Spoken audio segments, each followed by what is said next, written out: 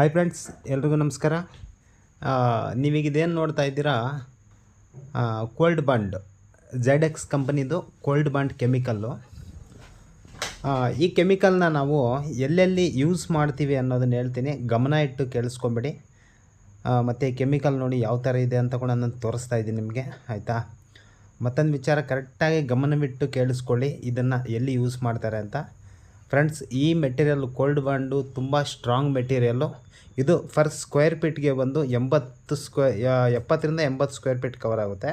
ಮತ್ತು ಇದು ಬಂದು ಬ್ರಷ್ ಬಾಂಡ್ RFX, ಆಯಿತಾ. ಈಗ ಏನಕ್ಕೆ ಯೂಸ್ ಮಾಡ್ತಾರೆ ಅಂತ ಹೇಳ್ತೀನಿ ನೋಡಿ.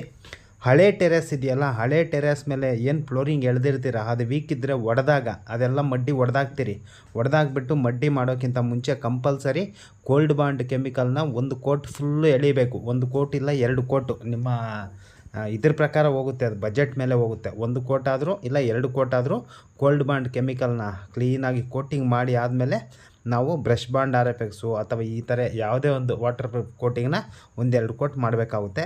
ಮತ್ತೊಂದು ವಿಚಾರ, ಹೈ ಥಿಕ್ನೆಸ್ಸು ಟೈಲ್ ಹಾಕ್ತೀರಾ ನೋಡಿ, ಗೋಡೆಗೆ ಮತ್ತು ಫ್ಲೋರ್ಗೆ ಎಲ್ಲ, ಮನೆ ಒಳಗಡೆಗಳೆಲ್ಲ, ಅದಕ್ಕೂ ಕೂಡ ಇದು cold bond chemical 1 coat full ಎಲ್ಲ ಕೋಟಿಂಗ್ ಮಾಡಿ ಅದ್ರ ಮೇಲೆ ಕೂಡ ಟೈಲ್ಸ್ ಹಾಕ್ಬೋದು. ಮತ್ತು ಇನ್ನೊಂದು ವಿಚಾರ ಏನಪ್ಪ ಅಂದರೆ, ಮನೆಗಳಲ್ಲಿ ಹಳೇ ಮನೆಗಳು ಕೆಳಗಡೆ ಸೀಲಿಂಗ್ ಎಲ್ಲ ಉದುರ್ತಾ ಇರುತ್ತೆ ನೋಡಿ, ಕರೆಕ್ಟಾಗಿ ಜ್ಞಾಪಕ ಮಾಡ್ಕೊಳ್ಳಿ.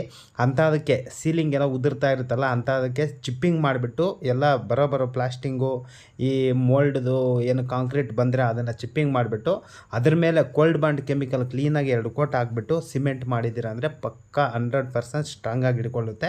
ಆಮೇಲೆ ಸೀಟ್ ಮನೆಗಳಿರ್ತಾವೆ ನೋಡಿ, ಮೇಲ್ಗಡೆ ಸೀಟ್ ಮೇಲೆ ಮಳೆ ಬಂದಾಗ ಲೀಕೇಜ್ ಆಗ್ತಾ ಇರುತ್ತಲ್ವ, ನೆಂಬು ಬರ್ತಾ ಇರುತ್ತೆ ಮನೆ ಒಳಗಡೆಗೆ, ಅಂಥ ಸೀಟ್ಗಳಿಗೆಲ್ಲ ಇದನ್ನು ತೊಗೊಂಡೋಗಿ ಕೋಲ್ಡ್ ಬಾಂಡು 1 ಕೋಟ್ ಹಾಕ್ಬಿಟ್ಟು ಬ್ರಷ್ ಬಾಂಡ್ RFX ಕೋಟ್ ಹಾಕಿದ್ರೆ ತುಂಬ ಚೆನ್ನಾಗಿರುತ್ತೆ.